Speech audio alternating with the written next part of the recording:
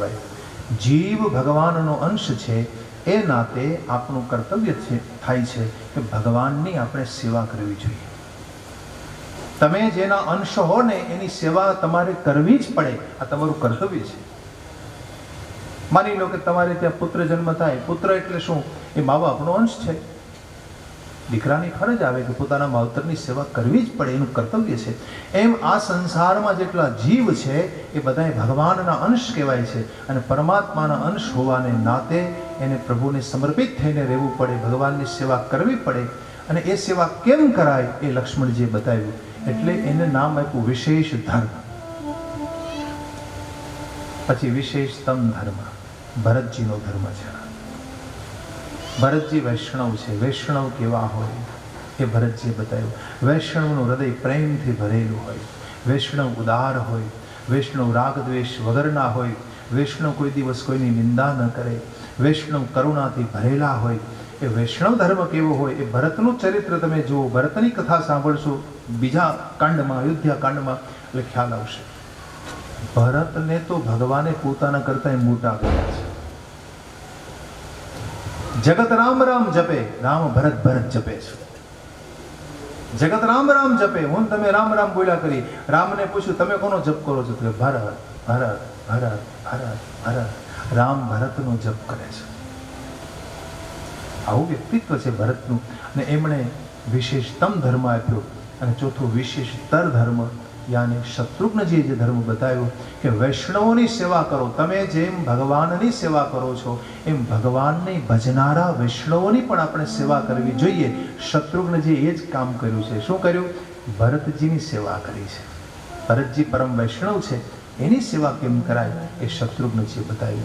તો સામાન્ય ધર્મ, વિશેષ ધર્મ, વિશેષતમ ધર્મ અને વિશેષતર ધર્મ, આ ચાર શબ્દો વાલ્મીકીજીએ પોતાની રામાયણમાં મૂક્યા છે. આ ચાર ધર્મનો નિર્વાહ કરવા માટે ભગવાન પોતાના અંશથી પ્રગટ થયા છે. ચારેય ભાઈઓ રૂપ, શીલ અને ગુણના ધામ છે. અને એમાં સુખ સાગર રામ બધાને સુખ દેનારા છે. આવા ભગવાન જે વ્યાપક રૂપમાં રહેલા એ આજે કૌશલ્યાની ગોદમાં ખેલી રહ્યા છે. વ્યાપક બ્રહ્મ નિરંજન નિર્ગુણ વિગત વિનોદ સોજ પ્રેમ ભગતિ બસ કૌશલ્યા કે ગોદ કૌશલ્યા કે ગોદ. માં કૌશલ્યા ચારે ભાઈઓને શૃંગાર કરાવે છે. ભગવાન રામને સુંદર પ્રકારે શૃંગાર કર્યો. પ્રભુ આજે કેવા લાગે છે? દેખો, હરિના રૂપનું વર્ણન વારંવાર આવે છે આપણા પુરાણોમાં. અને એ જ અનુસરણ ગોસ્વામીજીએ કર્યું છે.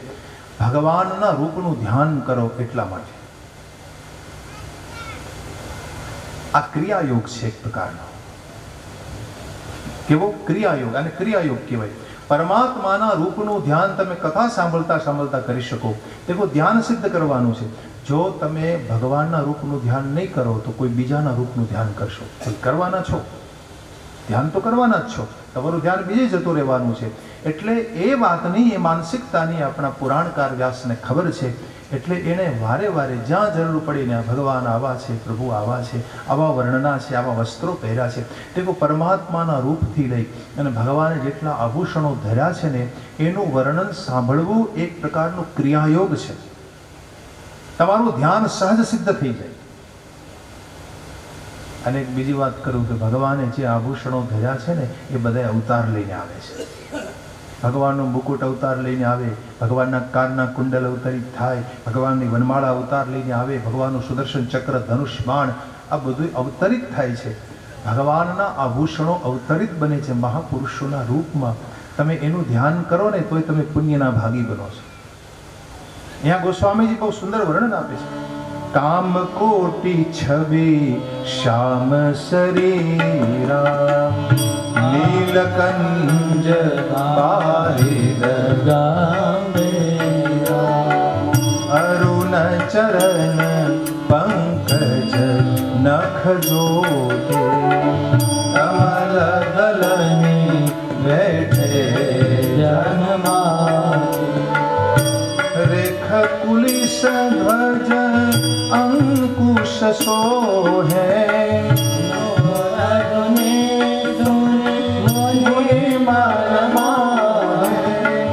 कटे किंकनी उदर त्रय रेखा नाभि गभीर जान भुज विशाल भूषण जुत भोरे हरि नख अति शोभा उर्मनिहार पदिक की शोभा विप्रचरण देखत कंबु कंठ अति चिबुक सुहाई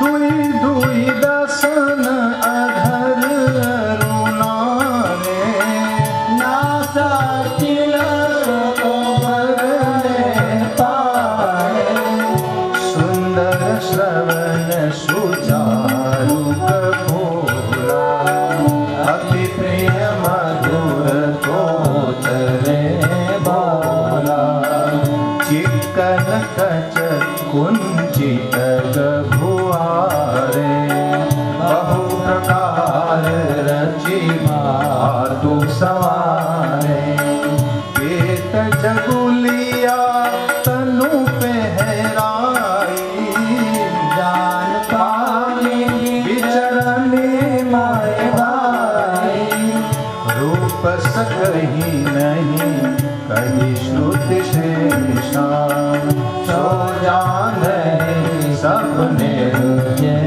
देखा। अद्भुत वर्णन कर दिया गोस्वामी जी ने। क्या कहा? देखो भगवान करोड़ करोड़ कामदेव સમાન દેખાય છે। એક કામદેવની શોભા તો કેટલી બતાવી શાસ્ત્રોમાં, કોટી કામદેવ સમાન ભગવાનનો વર્ણ શ્યામ છે, નીલકંજ બારિદ ગંભીરા, નીલકમલ જેવા દેખાય છે। નીલકમલ કેવું હોય એવું વર્ણ છે। देखो रामचरितमानसમાં ભગવાનના 6 પ્રકારના રંગ બતાવ્યા છે। એક નીલકમલ જેવા, બીજા આકાશમાં તાજુ બંધાયેલું વાદળું હોય ને એવા। તાજુ બંધાયેલું વાદળું કેવું હોય? એકદમ કાળું ડિબાંગ હોય ને એવું વર્ણ છે રામનો। राम के कृष्ण जे कहो तो दोनों एक ही तो है।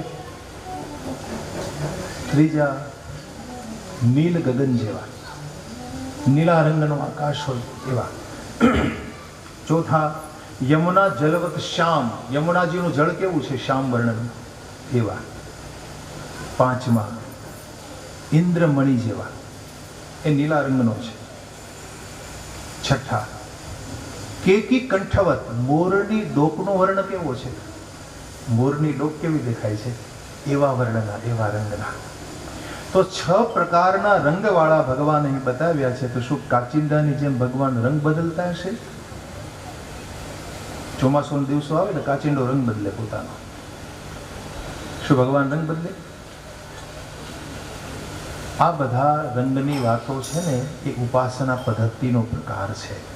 એમાં વિવિધ પ્રકારની ઉપાસના બતાવવામાં આવી છે કે કઈ ઉપાસના કરવાથી, ક્યાં વર્ણવાળા ભગવાનનું ધ્યાન કરવાથી તમને શું પ્રાપ્ત થાય, આખો અલગ ચર્ચાનો વિષય છે। પરંતુ ભાવ એ છે કહેવાનો કે હરિના રૂપનું તમે ધ્યાન કરો। માની લો કે ઘનશ્યામનું તમે ધ્યાન કરો, ઘનશ્યામ વાદળ જેવા શ્યામ વર્ણના ભગવાનનું તમે ધ્યાન કરો તો તમને શું મળે? ઘન એટલે વાદળ, વાદળ વરસાદ વરસાવે, વરસાદ વરસે તો શું થાય? અનાજ પાકે, અનાજ પાકે તો શું થાય? ઘણું બધું અનાજ પાકે તો તમારું ઘર આખું ભરાઈ જાય, ભંડાર ભરાઈ જાય તો શું થાય? આર્થિક સંપદા વધે। જો તમારે આર્થિક સંપત્તિ જોઈતી હોય તો ઘનશ્યામ વર્ણવાળા ભગવાનનું ધ્યાન કરો। આવા રહસ્યો છે, એમનેમાં બધી વાતો કરવામાં નથી આવી। એવી જ રીતે આ બિલક બિલક વર્ણવાળા ભગવાનનું ધ્યાન કરવાની પાછળ બધા રહસ્યો આપ્યા છે। તો ભગવાન આ પ્રકારે શ્યામ વર્ણના છે। અરુણ ચરણ પંકજ, લાલ લાલ કોમળ ચરણ છે હરિના, કમલ ફૂલ સમાન દેખાય છે પ્રભુ। ભગવાનના ચરણોમાં નિશાનીઓ છે, રેખા, ધ્વજ ને, અંકુશ ને, કમલ પુષ્પ ને, વજ્ર, પાશ, કલશ. કેટલા છે ચંદનો? કુલ 48 છે. જમણા અને ડાબા પગમાં મળીને 24 બંને પગમાં, બંને ચરણોમાં 48 ચરણ ચિહ્નો છે ભગવાન રામના ચરણોમાં. આ ગણતરી અગ્રદાસજીએ કરી છે. અગ્રદાસજી ભગવાન રામના ઉપાસક હતા. અગ્રદાસજીના શિષ્ય થયા નાભાજી. નાભાજીએ ભક્તમાળની રચના કરી છે. એ ભક્તમાળમાં વાતનો ઉલ્લેખ કરે છે કે ભગવાનના ચરણોમાં 48 ચિહ્નો છે. હવે 48માં બે ભાગ કરી નાખ્યા, 29 અને 19. 29 વત્તા 19 48. હવે 29 ચિહ્નો છે અને 19 ચિહ્નો. બે ભાગ શું કામ કર્યા? તો કે ભગવાનના ચરણોમાં 29 ચિહ્નો સુખ દેનારા છે. તમે 29 ચિહ્નોનું ચિંતન કરો ને એટલે તમને સુખ મળે, સુખકારી છે. અને 19 ચિહ્નોનું ચિંતન કરો, દુઃખ મટી જાય, દુઃખહારી છે. આવા રહસ્યો છે. કેવી રીતે? તો કે ભગવાનના ચરણોમાં સુદર્શન ચક્રનું ચિહ્ન છે. તો સુદર્શનને કહેવાનું, હે સુદર્શન, તમે મારા ક્રોધનું ચૂર્ણ કરો, ચૂર્ણ કરો. આપણને ક્રોધ બહુ આવતો હોય તો ભગવાનને કોઈ વિનંતી કરો છો, પ્રભુ મારો ગુસ્સો જરા ઓછો કરો ને? કરો છો? પ્રભુના ચરણોનું ધ્યાન કરતા કરતા, એના ચરણોનું ચિંતન કરતા કરતા એને વિનવવા પડે છે. ભગવાનના ચરણોમાં ગદાનું ચિહ્ન છે. ગદાને કેવું પડે છે કે તમે મારા પ્રભુના ચરણોમાં નિવાસ કરો છો, મારા લોભનું ચૂર્ણ કરો, ચૂર્ણ કરો. હું લોભી બહુ છું, જરા લોભ મટાડો મહારાજ. તો પ્રભુના ચરણ ચિહ્નોનું આ રીતે ચિંતન કરવું પડે છે. શંકર બાપાને પાણીનો લોટો રોજ ચડાવતા હો, રોજ ચડાવો. પણ કોઈ દી કીધું કે હે શંકરજી, તમે કામને બાળી નાખ્યો છે. કામને કેમ બાળવો એ તમને ખબર છે, મારા કામને બાળી નાખો ना, मेरे काम को जला दीजिए ना. प्रभु मुझे काम बहुत सताता है, कामनाओं वासनाओं મને સતાવે છે, પ્રભુ મને પરેશાન કરે છે, એવી કૃપા કરો ને કે કામ को मैं कैसे जला दूं. રોજ જળ ચડાવો છો કે પ્રભુને વિનવવા પડે છે. ક્યારે આવું કહેવું જોઈએ? એટલા માટે ભગવાને ચરણોમાં ચિહ્નો રાખ્યા છે. ભક્તજનો ભગવાનના ચરણોનું ધ્યાન કરે છે. તમને ખબર છે હરિના ચરણોમાં 3 વસ્તુ છે: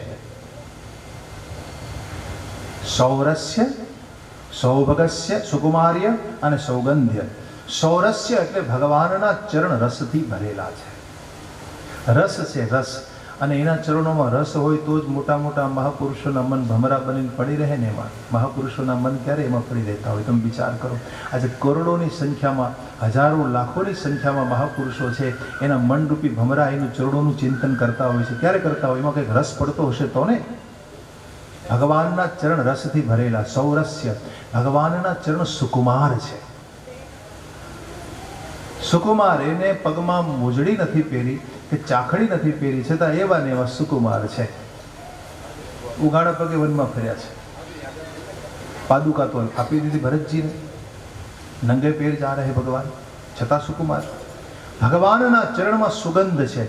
જો ભાઈ આપણા ચરણને વારે વારે ધોવા પડે, એમાં દુર્ગંધ આવે છે, ત્યારે ભગવાનના ચરણમાં સુગંધ નીકળે છે, સૌગંધ્ય. અરે ચરણ તો ઠીક, પણ હરિના પૂરેપૂરા અંગમાં અગરુની સુગંધ નીકળે છે.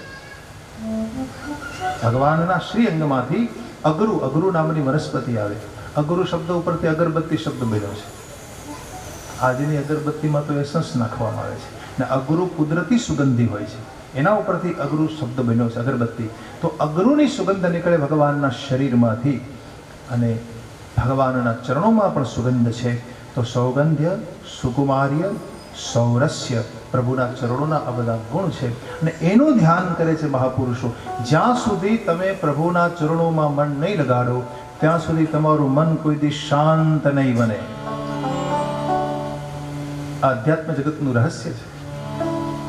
ભજન કરતા કરતા જો મન શાંત ન થતું હોય ને, તો પ્રભુના ચરણોનું, શ્રીજીના ચરણનું ચિંતન કરો. એટલા માટે અહીં ધ્યાનની વિધિ બતાવે છે ગોસ્વામીજી કે આ રીતે હરિના ચરણનું ચિંતન કરવું. ભગવાને પોતાની ઉદર ઉપર 3 રેખાને ધરી છે. સુંદર કરધનીને ધારણ કરી ગંભીર નાભી છે હરિની. भुज विशाल, बड़ी बड़ी भुजाएं है भगवान की, भगवान आजान बाहु है। हे हरि नख, हृदय में वाघ नख પહેરાવ્યો છે। કૌશલ્યા માતા એની શોભા છે। વિપ્રચરણ છે, વિપ્રચરણ એટલે ભૃગુ ઋષિએ લાત મારી હતી ને હરિની છાતીમાં, એ લાતનું ચિહ્ન સાથે આવ્યું છે।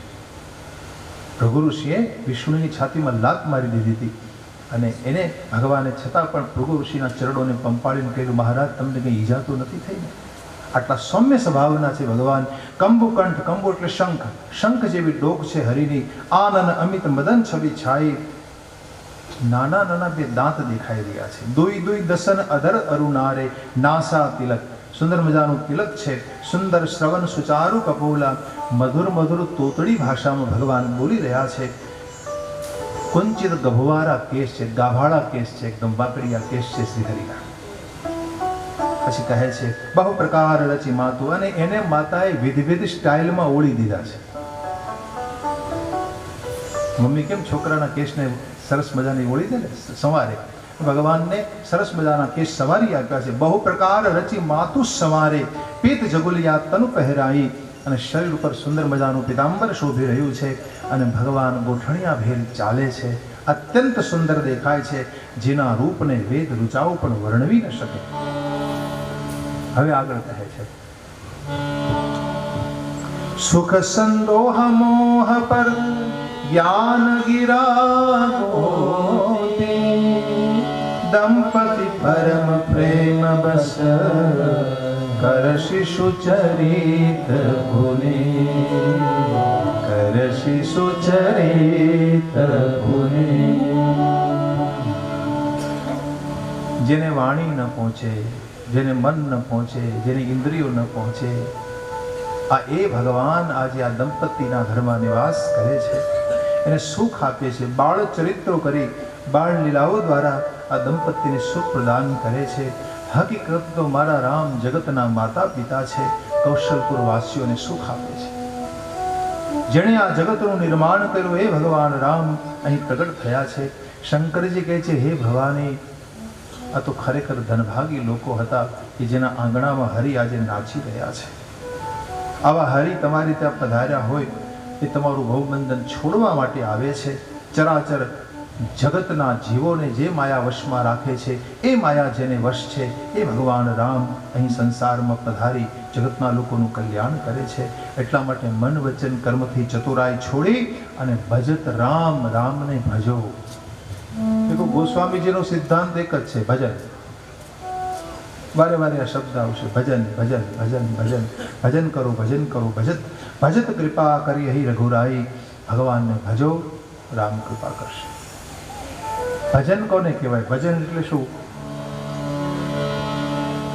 આપણે કહીએ ને ભાઈ ભજન કરે છે, ભજનમાં બેઠા છે, મિનિંગ શું ભજનનો? ભજન ગાવું એટલે ભજન? બેઠા બેઠા માળા કરો એ ભજન, ધ્યાન કરો એ ભજન, કથા સાંભળો કે કહો એ ભજન? ભજન શું?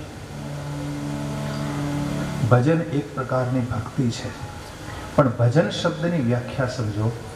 કિમ નામ ભજનમ, ભજનમ નામ રસનમ। ઉપનિષદોમાં વ્યાખ્યા આપી છે આ કે ભજન क्या है, भजन का मतलब क्या है? किंग नाम भजनम, भजनम नाम रसनम। रस लेने को भजन कहते हैं। रस लेने को, रस लेवो। देखो भाई આપણું જીવન નિરસ છે, પણ એ રસમય બને, રસાત્મક જીવન બને, રસેશ્વરના ચરણોનું ચિંતન કરવા લાગે જે મન, આવું રસમય મન જેને પ્રાપ્ત થાય છે, આવું રસ તમને પડવા લાગે જીવનમાં, આ ભજન છે। કહું નામ ભજનમ, ભજનમ નામ રસનમ। देखो અહીં તમે કથા સાંભળવા માટે બેઠા છો તો કથામાં તમે ડૂબી જાઓ, ખોવાઈ જાઓ, તમને રસ પડી જાય ને, આને કહેવાય ભજન। તમે જપ કરતા હો ના, રામ નામનો જપ કરતા કરતા તમને આજુબાજુનું કંઈ ભાન ન રહે ને એવા ખોવાઈ જાવ, એમાં ડૂબી જાઓ, હો ગયા ભજન। એ તો ભજન હે। ભજન શબ્દની બહુ સીધી। અને રસ કેમ લેવો એ તમને બતાવું। પશુને તમે ચારો કે ભૂસું નાખો, પેટ ભરીને ખાઈ લીધા પછી શું કરે? વાગોળે। વાગોળી રહેલા પશુને તમે જોયું હશે, આંખ ઢળી ગઈ હોય, કાન એકદમ ઢળી પડ્યા હોય, આજુબાજુમાં શું થઈ રહ્યું છે એને કંઈ ખબર ન હોય, આંખો એકદમ આમ આંખ ઢાળીને બેઠું હોય બિલકુલ પોતે વાગોળતું હોય, કારણ કે એમાં એને રસ પડતો હોય, એ એની સમાધિ અવસ્થા છે. એ પશુને એમાં રસ પડતો હોય. જેમ વાગોળી રહેલા પશુને રસ પડે અને પશુ ખોવાઈ જાય, એમ જ આપણને કથામાં રસ પડી જાય, હો ગયા ભજન. એમ જ આપણને કોઈ ધ્યાન કરો, પૂજા કરો, પાઠ કરો, કોઈની સેવા કરો, જો તમને એમાં ખોવાઈ જતા આવડી જાય, હો ગયા ભજન. એક પ્રકારની ભક્તિ છે. ભક્તિના 3 પ્રકાર છે મુખ્ય: ભજન ભક્તિ, ભાગો ભક્તિ અને ભંજન ભક્તિ. ભજન ભક્તિ, આ ભજન એક પ્રકારની ભક્તિ છે. બીજી ભાગો ભક્તિ કહેવાય. ભાગો ભક્તિ એટલે કે તમારી પાસે જે કંઈ છે ને એમાં મારા હરિનો પણ ભાગ છે, ભગવાનને માટે પણ કંઈક ભાગ રાખો, એ પણ એક પ્રકારની ભક્તિ. ભંજન ભક્તિ એટલે ભગવાનને માટે હું કામ નહીં, ક્રોધ નહીં, લોભ નહીં, રાગ નહીં, દ્વેષ નહીં, આ બધું છોડી દઈશ. કામ, ક્રોધ, લોભ, મોહ, રાગ, દ્વેષને ભાંગી નાખવા, ચૂર્ણ કરી નાખવા, અને ભંજન ભક્તિ કહેવાય છે. આ પણ ભક્તિનો જ એક પ્રકાર છે.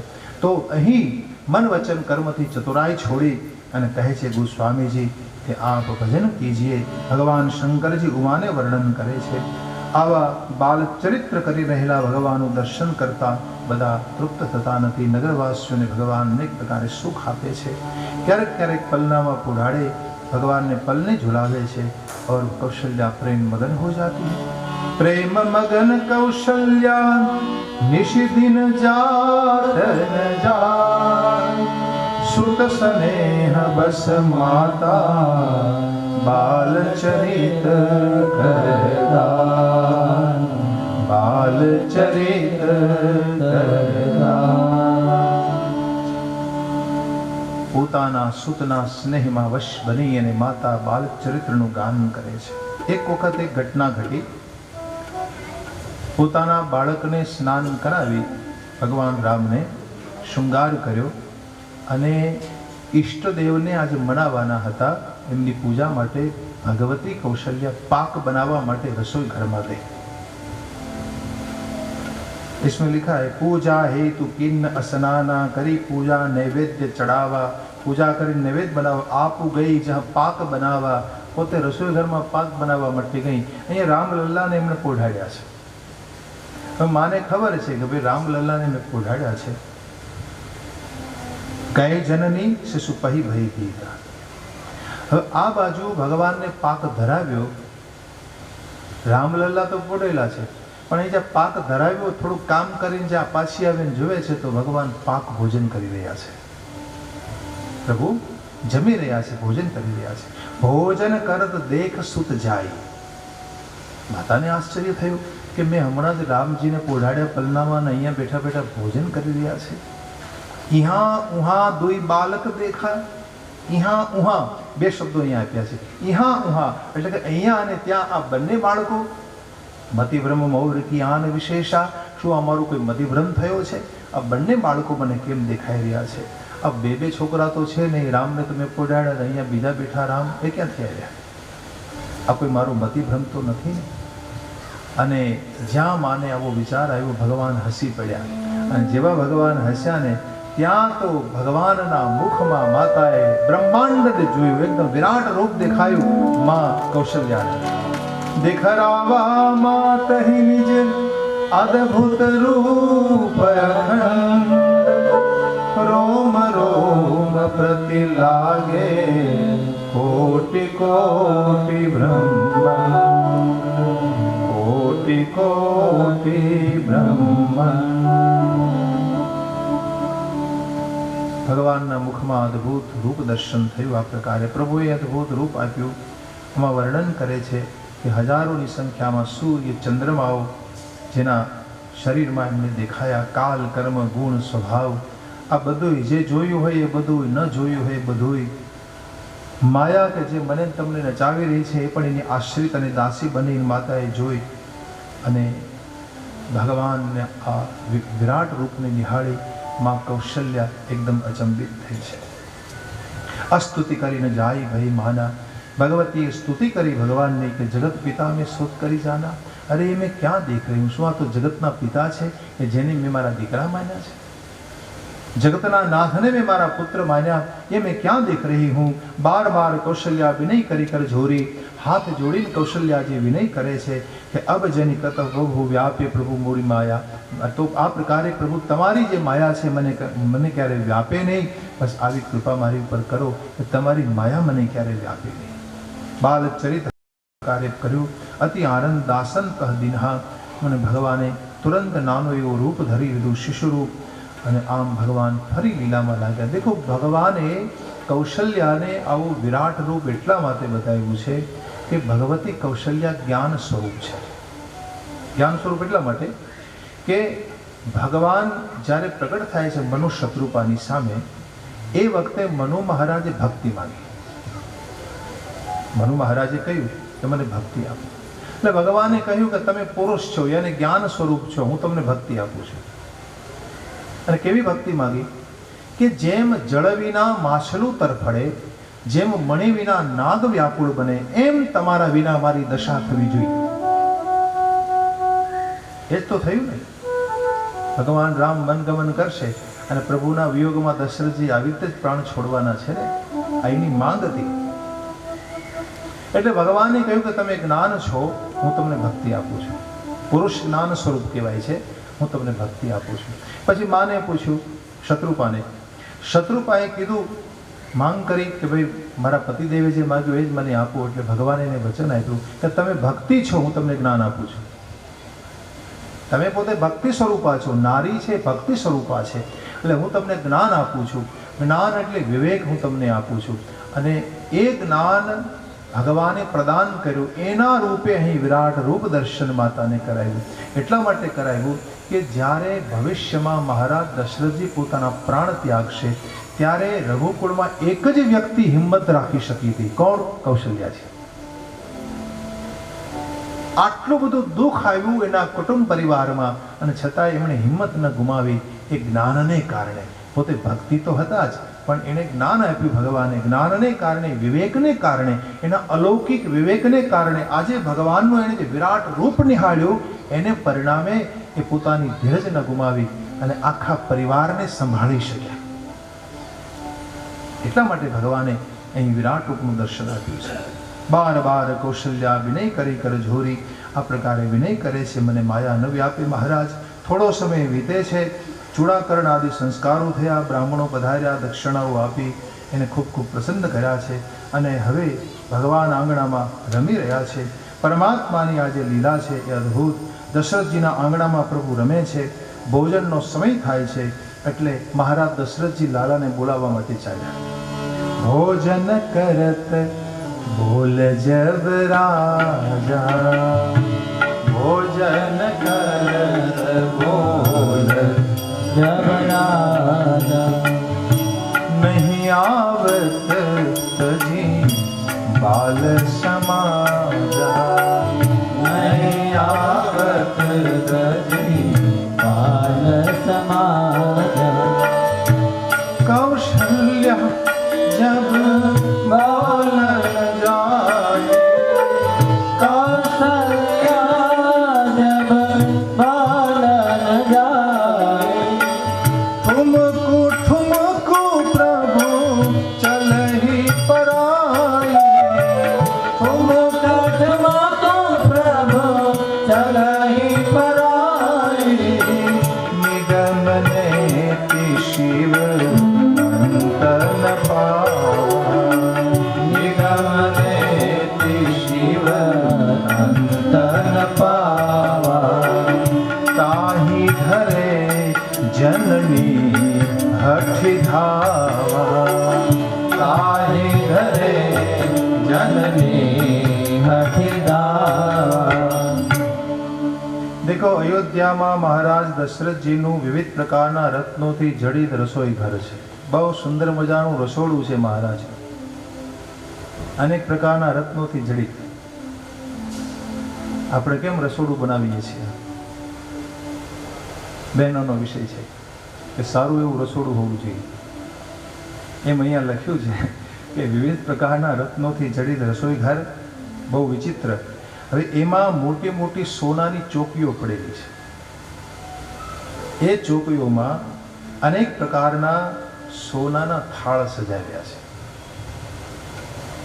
સોનાની થાળીઓ, એમાં સજાવટ કરી છે, અનેક પ્રકારના મિષ્ટાન, અનેક પ્રકારની ભોજન સામગ્રી રાખી છે. ભગવાન અને દશરથજીને માટે જે ભોજન સામગ્રી જોઈએ એ બધી ભોજન સામગ્રી એમાં રાખવામાં આવી છે. મહારાજા દશરથજી રાજીવ લોચન ભગવાન રાઘવને કોઈની આંગળી પકડી, ભગવાનની આંખો તો કમળ જેવી છે ને, તો રાજીવ લોચન છે ભગવાન, કમળ જેવી જેની આંખો છે. આવા પરમાત્માની આંગળી પકડી ધીરે ધીરે ધીરે રસોઈ ઘરમાં લાવ્યા. રસોઈ ઘરમાં આસન ઉપર આવીને બેઠા છે, પધાર્યા, એક સુંદર આસન ઉપર બિરાજ્યા. સામે ભોજનનો થાળ મૂક્યો. માતા કૌશલ્યાએ દશરથજી પોતાને હાથે રામલલ્લાને ભોજન કરાવે છે, પોતાને હાથે ભોજનના થાળમાંથી એક એક કોર હાથમાં લઈ ભગવાનના મુખમાં મૂકે છે. પેલા ફીકા અને ચટપટા અને આવા જે પદાર્થો હોય બધા જે બાળકોને ભાવે,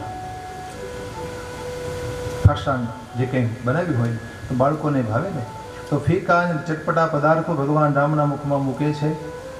ત્યાર પછી મધુર મધુર પદાર્થો, મીઠા મીઠા પદાર્થો, એમાં જલેબી, લાડુ, બરફી, બદામનો હલવો, રસગુલ્લા, ખીરમોહન, આ જે કંઈ બધું બનાવ્યું હતું. ઠાકોરજી તો 56 ભોગ હોય છે. આ તો ભગવાનનો દરબાર છે ને, તો પરમાત્માને માટે તો 56 ભોગ બનાવ્યા હોય છે માં કૌશલ્યાએ. એટલે એક એક કોર પરમાત્માના મુખમાં, રાઘવના મુખમાં મહારાજ મૂકે છે. અને આમ ત્યાર પછી ફરી પાછા વળી પાછું બહુ મોઢું ગળ્યું થઈ ગયું હોય ને એટલે પછી નમકીન પદાર્થો જે પૂરી ને રોટિકા ને ભજીયા ને દાળ ને સમોસા જે કંઈ હોય તે એક એક કોર, એક એક કોરીઓ મૂકે છે ભગવાનના મુખમાં. ભગવાન પ્રેમપૂર્વક જમી રહ્યા છે. મહારાજા દશરથ અને ભગવાન રાઘવનું વાત્સલ્ય દેખતે ही बनता है. પોતાના હાથોથી મહારાજ ભગવાન રાઘવને ભોજન કરાવે છે. એટલું વાત્સલ્ય હૃદયમાં ઉમળી રહ્યું છે.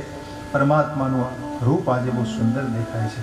હવે પ્રભુ અહીં ભોજન કરી રહ્યા છે તો રસોઈ ઘરની બહાર આંગણામાં 2 જણા, કાગભૂષુંડજી કાગડાનું રૂપ ધરી અને હનુમાનજી બંદરના વેશમાં 2 ભગવાનનો પ્રસાદ મળી જાય એની પ્રતીક્ષામાં બેઠા છે કે ભાઈ અમને ભગવાનનો પ્રસાદ મળી જાય. રાહ જોઈને બેઠા છે, ભગવાન ક્યારે બહાર આવે ને અમને એની જૂઠન મળે, એનો પ્રસાદ મળે. તો કહું ભાઈ ભગવાનની જૂઠન મળી જાય ને તમે માલામાલ.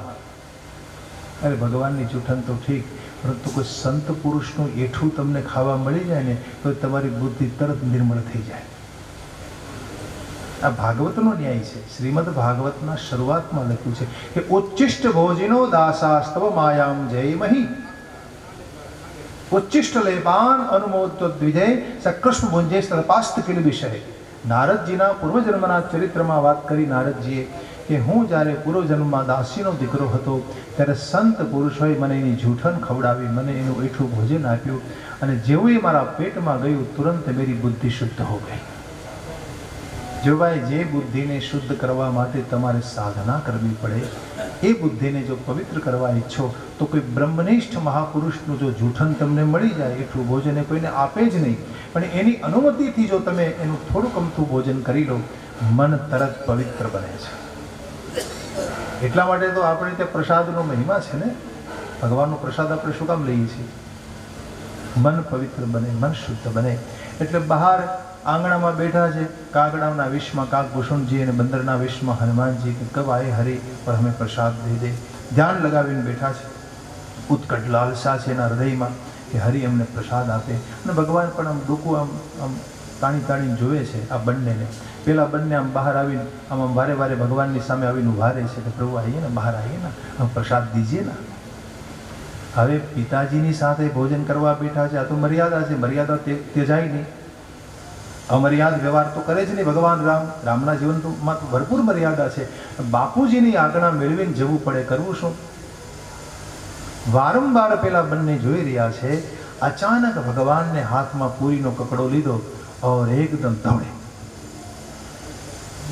ભગવાન દોડ્યા તો દોડી રહેલા રામને જોઈને દશરથજી કહેने लगे, अरे राम लल्ला पहले भोजन तो पूरा कर लो, कहाँ जा रहे हो तुम? पिताजी अभी आया, थोड़ी देर में आया, अभी आ रहा हूँ.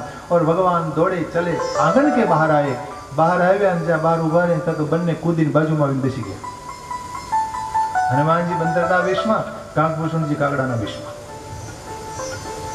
પાસે આવીને બેસી ગયા. ભગવાને બંનેને એક એક પૂરીનો કકડો આપ્યો. પોતાના હાથનો પ્રસાદ ભગવાને બંનેને આપ્યો. અને જ્યાં હનુમાનજી બંદરના વેશમાં એમને પ્રસાદ મળ્યો, ધ્યાન ગયા, પ્રભુની યાદમાં ખોવાયા છે, પ્રભુના પ્રેમ રસથી ઉભરાયા. કાગભૂષણજીને પણ ભગવાને આ રીતે પ્રસાદ આપ્યો. પ્રસાદ મેળવીને બંને ધન્ય થયા. હવે પ્રસાદ આપ્યા પછી બંને ગેલ કરવા લાગ્યા, તો ભગવાન એની સાથે રમી રહ્યા છે. તો ભોજન એક બાજુ રહી ગયું. તો અહીં મહારાજ દશરથજી વિચાર કરે છે કે રામજી આવે તો પછી ભોજન આગળ ચલાવો ને. દશરથજી બેઠા છે રાહ જોઈ. कौशल्या ने देखा महाराज आप क्यों बैठे हैं, आप भोजन कीजिए ना. अरे राम नहीं है, राम कहीं बाहर चला गया है, मैं कैसे भोजन करूं. अच्छा चलो मैं लेकर आती हूँ. कौशल्या जी બહાર આવ્યા. આવીને જોવે છે તો રામલલ્લા તો રમી રહ્યા છે આ બંને સાથે. अरे राम जी चलो मेरे साथ. माँ मुझे नहीं भूख नहीं है, मुझे नहीं खाना है, अब मेरा पेट भर गया. अरे તમારું ભોજન અધૂરું છે, તમારા પિતાજી તમારી રાહ જોઈને બેઠા છે, ચાલો સાથે તમારે આવવું પડશે. નહીં મહા મુझे नहीं आना है, मुझे नहीं आना है. अरे चलो मेरे साथ. બાળક આવતું ન હોય ને એટલે માં એનો હાથ પકડીને ઢસડીને લાવે. એટલે ઢસડીને લાવે એટલે બાળક શું કરે, આમ પોતાનું શરીર આમ ઢાળી દે. ના આવવું હોય તો શું કરે, તો પછી માં એને ઢસડીને લાવે. અને જેવા રામને ઢસડીને લાવે ને તો ફરસ ઉપર લાગેલી માટી ભગવાનના શરીર ઉપર લાગી ગઈ. ફરસ ઉપર, જમીન ઉપર માટી લાગી હોય છે ઓસરી ઉપર, એ માટી બધી એના મુખ ઉપર, એના કપડા ઉપર ગોસ્વામીજી અહીંયા આ વર્ણન કરે છે. ધૂસર ધૂરી ભરે તનવાએ, ધૂસર ધૂરી ભરે તનવાએ, ધૂસર ધૂરી ભરે તનવાએ, ધૂસર ધૂરી ભરે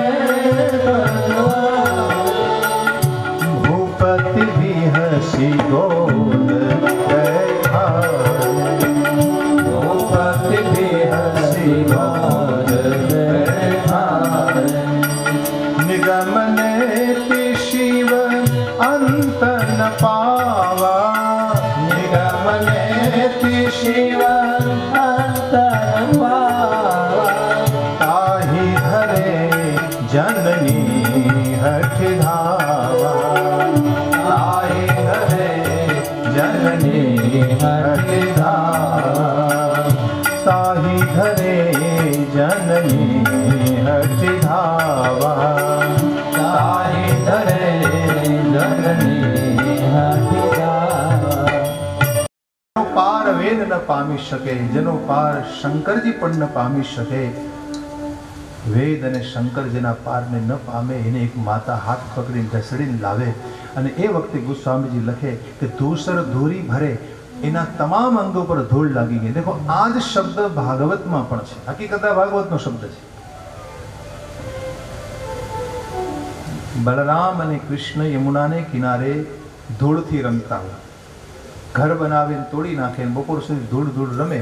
અને ધૂળથી રમે, ઘર બનાવે ને છોકરાઓ તો ધૂળથી રમે તો કપડાં ધૂળથી ખરડાયેલા હોય, કેશમાં ધૂળ ભરાઈ જાય. બપોરના સમયે રોહિણી બોલાવા જાય, ચલો ભૈયા તમે ભૂખ્યા નથી થયા, તમારી બા તમને યાદ કરે છે, યશોદાજી તમારી રાહ જુએ છે, હું ચાલો તમને લેવા આવી છું. તો બંનેનો હાથ પકડીને લઈ આવે છે. તો ભગવાન કેવા દેખાય, ધૂલી ધૂસરી તાંગસ્ત્વમ પુત્ર મજ્જનમાવહ. સુખદેવજી લખે છે ત્યાં ધૂલી ધૂસરી તાંગસ્ત્વમ, આખું શરીર ધૂળ ધૂળ ભરેલું. અને અમે છોકરાઓ ધૂળથી રમવું ગમે ને, ભગવાનને ગમે છે તો પછી છોકરાઓને જ ગમે ને ધૂળથી રમવું. ને તમે ભલે ગમે એવી લાદી નાખી હોય પણ છોકરાઓ ધૂળ શોધી લેશે, એ શોધી જ લેશે. ધૂળથી રમવું એને ગમે જ, એ તમારું આંગણું છોડીને બહાર જશે અને ધૂળથી રમે જ. તો એ ભગવાનનો ગુણ છે, આપણી અંદર રહેલો છે. તો એ જ ભગવાન કે જે કૃષ્ણ પણ ધૂળથી ખરડાયેલા હોય આવે ગૃહિણી લઈને, એ જ રીતે અહીંયા ધૂળ ધૂળ ભરેલા ભગવાનને લાવે છે. એ સમયે દશરથજી ભગવાન રામને પોતાની ગોદમાં બેસાડી પોતાના સોનેરી દુપટ્ટાથી રામલલ્લાના મુખને સાફ કરે છે. કહાં ચલા ગયા થા તું, ચલો અબ ભોજન પૂરા કરો. ત્યાર પછી ભોજન પૂર્ણ કર્યું છે ભગવાને. રાઘવનું ભોજન પૂર્ણ થયું, હાથમો ધોવડાવ્યા છે. અને એ બધું જ પૂર્ણ થયા પછી ભગવાનને લઈને મહારાજજી ઊભા થયા, દિવાન ખંડમાં પધાર્યા. દેખો દીવાનખંડમાં આવ્યા ને ત્યાં નારદજી ઊભા છે ચાકરના રૂપમાં, નોકરના રૂપમાં, હાથમાં પાનનું બીડું લઈ. ભગવાનને હાથ લૂછી કોણે આપ્યા? મહારાજ ઇન્દ્રે. ઇન્દ્ર મહારાજા સેવકના રૂપમાં ઊભા છે, એમને હાથ લૂછી આપ્યા. અને ચાકરના રૂપમાં નારદજી ઊભા છે, એને ભગવાનને પાનની બીડી આપી. આપણે તાંબુલ આપીને ભગવાનને તાંબુલ ધરાવવું પડે છે, તો પાન આપ્યું ભગવાનને. પરમાત્માને વિનંતી કરી, પ્રભુ તમારું એઠું જરાક મને આપો ને. તો ભગવાને પાન પોતાના મુખમાં મૂક્યું, અડધું ચબાવ્યું, અડધું નારદજીને આપ્યું. લો તું મેરા ભક્ત હૈ ના, मैंने तुम्हें प्रसाद दिया. આ રીતે પરમાત્મા અયોધ્યામાં ખૂબ આનંદપૂર્વક પોતાના ભક્તોને, દશરથ કૌશલ્યાજીને ખૂબ આનંદ આપી રહ્યા છે. ગોસ્વામીજી વર્ણન કરે છે કે બાલ ચરિત્ર હરિનું એકદમ સ્વાભાવિક છે, કે જેનું વર્ણન શારદા, શ્રી શંભુ અને વેદ પણ ન કરી શકે. આમાં જેનું મન રત થઈ જાય એ ભાગ્યશાળી છે. પણ જેને આ કથા સાંભળવા નથી મળતી એને વિધાતાએ વંચિત રાખ્યા છે. આમ કરતાં કરતાં સમય વીતે છે. બંને ભાઈવારથી ચારે ભાઈઓ મોટા થઈ રહ્યા છે. હવે જનોઈ સંસ્કારના દિવસ આવ્યા. દિન જનેવ ગુરુ પિતુ માતા. જનોઈનો સમય આવ્યો એટલે ગુરુજીના કહેવા પ્રમાણે ચારે ભાઈઓને યજ્ઞોપવિત સંસ્કાર કરાવવામાં આવ્યા છે. યજ્ઞોપવિત થઈ અને જનોઈ આપ્યા પછી પાઠશાળામાં સંસ્કૃત ભણવા માટે એને મૂકવા પડે. વશિષ્ઠજી પાસે ભણવા માટે ભગવાન રામ સહિત ચારે ભાઈઓને મૂકે છે. ગોસ્વામીજી વર્ણન કરે છે, ગુરુ ગૃહ ગયે પઢન રઘુરાય. ગુરુ ગૃહ ગયે પઢન રઘુરાય. અલ્પકાલ વિદ્યા સબ પાય. અલ્પકાલ વિદ્યા સબ જાતિ સહજ શ્વાસ શ્રુતિ ચારે. જાતિ સહજ શ્વાસ શ્રુતિ ચારે. સોહરિ બઢયત કૌતુક ભારી. સોહરિ બઢયત કૌતુક ભારી. કૌતુક ભારી.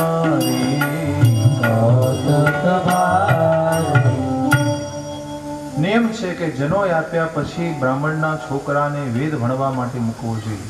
એટલે એવું નથી બ્રાહ્મણ જ ભણે, બ્રાહ્મણ, ક્ષત્રિય ને વૈશ્ય ત્રણેયને વેદ ભણવાનો અધિકાર છે. અને મેં તમને યાદ હોય તો કહેલું કે વેદ કોઈ લખ્યા નથી, વેદ કોઈ બનાવ્યા નથી. વેદ ભગવાન સ્વયંભૂ છે. જેમ સ્વયંભૂ શંકર કેમ પ્રગટ થાય છે, એમ વેદ ઋચાઓ ભગવાનના શ્વાસમાંથી પ્રગટ થાય છે. જો હમણાં ચોપાઈ ગાય એમાં આવ્યું, જાકી શ્વાસ સહજ શ્રુતિ ચારી. જેના શ્વાસમાંથી 4 વેદ પ્રગટ થયા છે એ ભગવાન આજે વેદ ભણવા જઈ રહ્યા છે.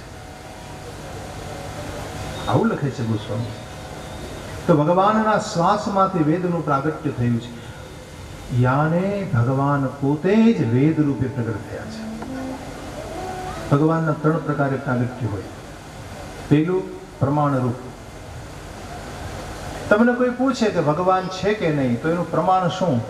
તો પ્રમાણ વેદ છે. આપણા વેદ પ્રમાણ. વેદ, ભાગવત, ગીતા અને રામાયણ, આપણે ત્યાં 4 પ્રમાણ છે. કેટલા? એને ચતુષ્ટય કહેવાય. પ્રમાણ ચતુષ્ટય. આપણા માટે 4 પ્રમાણ અમારા વેદમાં લખ્યું છે તો સાચું. ભાગવત શું કહે છે, ગીતા શું કહે છે, રામકથા શું કહે છે, તો આપણા માટે પ્રમાણ છે. અને ભાગવત, ગીતા અને રામાયણ વેદમાંથી જ લેવામાં આવ્યા છે. એ વેદોનો સાર છે. જ્ઞાનેશ્વર બોલ્યા છે ગભગમાં કે મંથુની નવનીતા તૈસે ઘે અનંતા. મંથુની, મરાઠી ભાષામાં કીધું કે મંથુની નવનીતા, જેવી રીતે તમે મંથન કરી નવનીત બહાર કાઢો, એમ ભગવાન વ્યાસજીએ વેદોનું મંથન કરી અને એમાંથી રામાયણ ને ભાગવત ને ગીતા ને મહાભારત એમને બહાર કાઢ્યા છે. આ બધું વેદ જ્ઞાન જ છે, વેદમાંથી જ બહાર આવ્યું. અને વેદ કોણ છે? તો કે વેદ સાક્ષાત ભગવાન જ છે. કેવલ વેદ ન કહેવાય, ભગવાન વેદ બોલાય. તમને કોઈ પૂછે કે ભાઈ તમારા પહેલા ભગવાન કોણ? તો ભગવાન વેદ. ભગવાન ઋગ્વેદ, ભગવાન યજુર્વેદ, ભગવાન સામવેદ, ભગવાન અથર્વવેદ.